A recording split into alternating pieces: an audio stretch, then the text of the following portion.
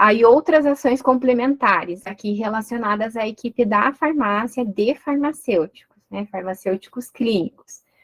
Então, o farmacêutico, ele pode avaliar e sugerir uma mudança do antimicrobiano intravenoso para oral, né? Então, sugestão de terapia sequencial, ou seja, a conversão da intravenosa para oral em situações apropriadas e para antimicrobianos com boa absorção. Então, por exemplo, o paciente está usando um ciprofloxacino endovenoso, né, porque naquele momento que ele iniciou o tratamento, ele estava muito instável, ele, né, não tinha via oral disponível, então ele começou com endovenoso. Fez 3 dias, melhorou, agora, né, está com uma boa absorção, trato gastrointestinal íntegro, então tem o ciprofloxacino tem boa disponibilidade via oral, então eu posso terminar os dias de tratamento desse paciente com o ciprofloxacino via oral, né, então essa análise é importante ser feita e pode ser feita pelo farmacêutico.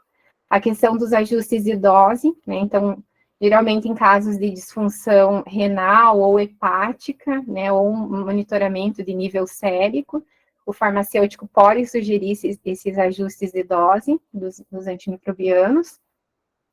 Com relação à otimização da dose, né? Então, infusão prolongada de alguns, por exemplo, beta-lactâmicos, né, em alguns pacientes, principalmente pacientes críticos, né, em ambiente de UTI, otimização da posologia, né, conforme as características clínicas do paciente. Então, é um paciente com disfunção renal, paciente que está fazendo hemodiálise, às vezes precisa de dose pós-diálise, né, uma dose complementar. Então, isso pode ser sugerido pelo farmacêutico. Ou paciente obeso, paciente baixo peso, né, eu preciso otimizar essa dose, né, tem alguns antimicrobianos que para paciente obeso eu preciso fazer uma dose maior, então o farmacêutico pode fazer esse ajuste, né, orientar esse ajuste. E otimização da forma de preparo, né, com relação à equipe de enfermagem. Então, também tem a questão da interação, né, do fármaco-alimento, então tem alguns antimicrobianos que eles têm interação com o alimento, então se o paciente está recebendo dieta via sonda e vai administrar, por exemplo, ciprofloxacino via sonda, eu preciso pausar a dieta, né, 1 hora antes, 1 hora depois da administração do medicamento para garantir uma boa absorção, né, então tudo isso é otimização de dose, relacionada à equipe de enfermagem, mas que deve ser realizada pelo farmacêutico. Alerta de terapia duplicada, então espectros, principalmente espectros sobrepostos, né? Então, o paciente estava com levofloxacino profilático na prescrição, ele fez um quadro de neutropenia febril, foi colocado, né, coletado cultura, iniciado o cefepima, por exemplo, mas o levofloxacino profilático se manteve na prescrição. Então, é uma sobreposição de espectros, né? O levofloxacino tem um espectro menor, o paciente fez febre, aumentei o espectro para cefepima, mas mantive o levofloxacino desnecessariamente, né? Eu não preciso dos dois na prescrição. Então, é uma terapia duplicada que o farmacêutico pode sugerir a suspensão do levofloxacino, por exemplo.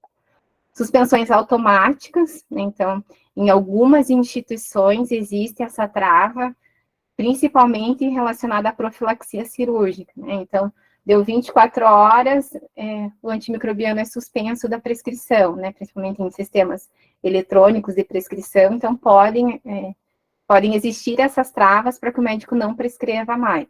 Em algumas instituições isso acontece.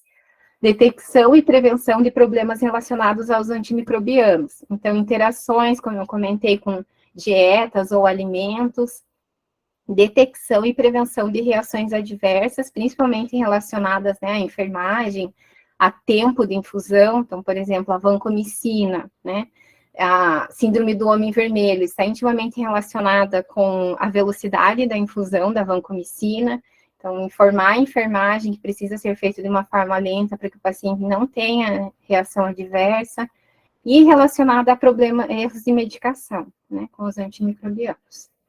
E as ações complementares relacionadas à equipe de enfermagem. Então, otimização das coletas das culturas, é muito importante o farmacêutico atuar, né, junto com a equipe de enfermagem, educando mesmo, né, sobre a importância da coleta da cultura, porque às vezes o médico prescreve e não é coletado, né, então a importância de tem a prescrição, precisa ser coletado preferencialmente antes de iniciar o antibiótico, né, o antimicrobiano. E que essa amostra, esse resultado de cultura, essa cultura que vai guiar o tratamento, né? Então, é fundamental para a gente começa empírico, mas a gente precisa dessa cultura para guiar o tratamento. Ou, por exemplo, se o paciente tem algum sintoma urinário, a enfermagem pode orientar a equipe de que o paciente está apresentando esse sintoma. Aí, com relação ao alerta para a transição de terapia endovenosa para oral. Então, né, o próprio enfermeiro pode estar envolvido nesse processo de gerenciamento e também atuar com relação a isso, né? Avisar a equipe que aquele paciente já tem via oral disponível, por exemplo, ele estava, né, com um quadro de EMES e estase, que já se resolveu nesse momento, então a gente já pode pensar em trocar do endovenoso para o via oral, o enfermeiro pode contribuir nesse processo também. E sinalizar a oportunidade de revisão da prescrição, né? Todo mundo faz parte ali, né, da equipe multi, e todo mundo pode participar desse processo. Aí, com relação à quinta ação, né, componente essencial do programa, é o monitoramento. Então, todas as ações são realizadas, mas, né, precisa dos indicadores para acompanhamento. Então, os indicadores de processo para avaliação do consumo e adequação do uso do antimicrobiano. Então, alguns indicadores, né? A medida do consumo de antimicrobiano, que é a DDD, dose diária definida. A medida de uso de antimicrobiano, que é o DOT, LOT ou a razão DOT-LOT, né? Que é dias de terapia. Outros indicadores, medidas de processo. Então, a taxa percentual de adequação da antibiótico terapia empírica ou da antibiótico profilaxia cirúrgica. Então, são alguns exemplos de indicadores que podem ser utilizados para monitorar o programa de gerenciamento de antimicrobianos. Aí, com relação aos indicadores de resultado e desfecho, né, podem ser microbiológicos, então, por exemplo, infecção por Clostridioides difficile, infecção por multiresistentes, né, por micro-organismos multiresistentes. Aí, com relação aos resultados, desfechos clínicos, então, taxas de mortalidade relacionada ao micro-organismo multiresistente, duração da hospitalização, taxa de melhora clínica ou cura, a readmissão desse paciente relacionada a diagnósticos infecciosos e taxas de reações adversas aos antimicrobianos.